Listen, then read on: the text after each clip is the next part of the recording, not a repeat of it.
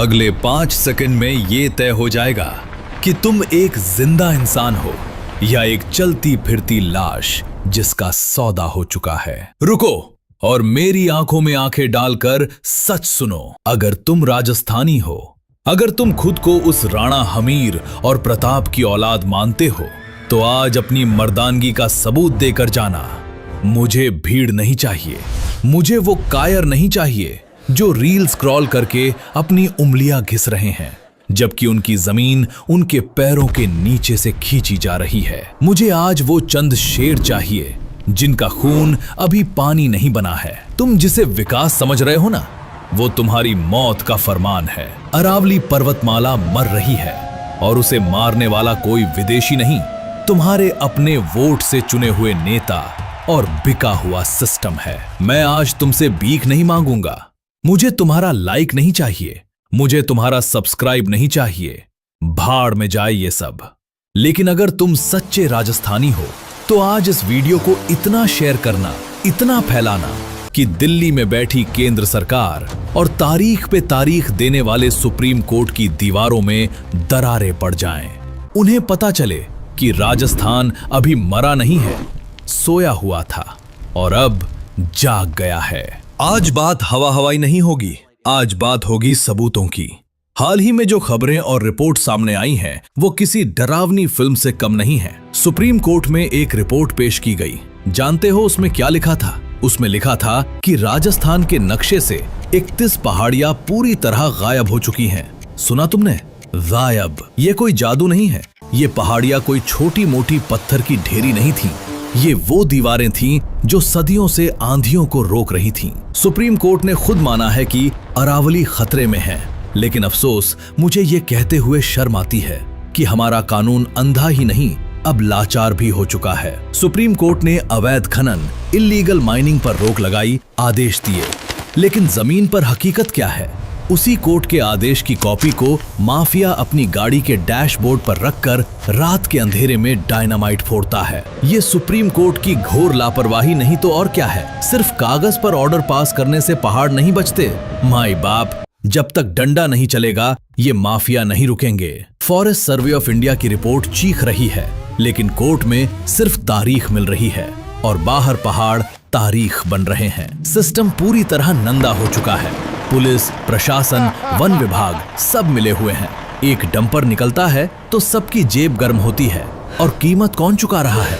तुम और मैं। जरा पीछे मुड़कर देखो, शर्म करो कि हम किनके वारिस हैं।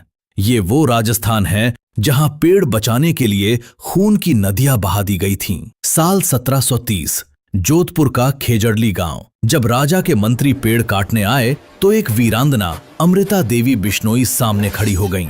उन्होंने कहा था, सिर सांटे रूंख रहे तो भी सस्तो जान। मतलब अगर मेरा सिर कटने से एक पेड़ भी बचता है तो ये सौदा बहुत सस्ता है। एक कुल्हाड़ी चली, सिर धड़ से अलग हुआ, लेकिन डरने के बजाय उनकी बेटियां आगे आईं। फिर गांव के बूढ़े, बच्चे, जवान, 363 लोग, 363 सिर कट गए, लेकिन उन्होंने पेड़ों को नहीं छोड़ा। वो अनपढ़ थे, लेकिन उन्हें पता था कि प्रकृति ही जीवन है। और हम तथाकथित पढ़े लिखे मॉडर्न लोग, हम अपनी आंखों के सामने पूरी अरावली को जेसीबी के पंजों से नोचते हुए देख रहे हैं और हमारे मुंह से अफ तक नहीं निकल रही। हमारे पूर्वजों की आत्माएं ऊपर से देख रही होंगी और थूक रही होंगी हम पर। वो सोच रहे होंगे, क्या इन्हीं कायरों के लिए हमने अपनी गर्दनें कटवाई थीं? अगर तुम्हें लगता है कि पहाड़ ही तो है, हमें क्या फर्क पड़ता है, तो अब जो मैं बोलने जा रहा हूं उसे कान खोल कर सुन लो, क्योंकि ये तुम्हारा भविष्य है। एक रेगिस्तान का तांडव। अरावली थार रेगिस्तान और मैदानी इलाकों के बीच एक ढाल है। ये रेगिस्तान को आगे बढ़ने से रोकती है। जिस रफ्तार से पहाड़ खोदे जा रहे हैं, वैज्ञानिकों ने चेतावनी दी है कि अगले कुछ सालों में ये दीवार गिर जाएगी। परिणाम जयपुर, अलवर, दौसा, भरतपुर, हरियाणा और यहाँ तक कि दिल्ली सब रेत के टीलों में दफन हो जाएंगे। तुम्हारे हरे भरे खेत बंजर हो जाएंगे। राजस्थान की नदियां बनास, साबरमती, लूनी सब अरावली की गोद से निकलती हैं। पहाड़ ही बादलों को रोककर बारिश करवाते हैं। जब पहाड़ नहीं होंगे तो बारिश नहीं होगी। तुम्हारी आने वाली पीढ़ी पानी की एक बोतल के लिए एक दूसरे का गला काटेगी। तुम उनके लिए बैंक बैलेंस तो छोड़ जाओगे, लेकिन पीने के लिए पानी कहां से लाओगे? 3. मौत की हवा। पहाड़ हटे तो धूल भरी आंधियां तुम्हारे फेफड़ों में भर जाएंगी। आज ही देख लो, राजस्थान के खनन क्षेत्रों में हजारों लोग सिलिकोसिस और टीबी से मर रहे हैं।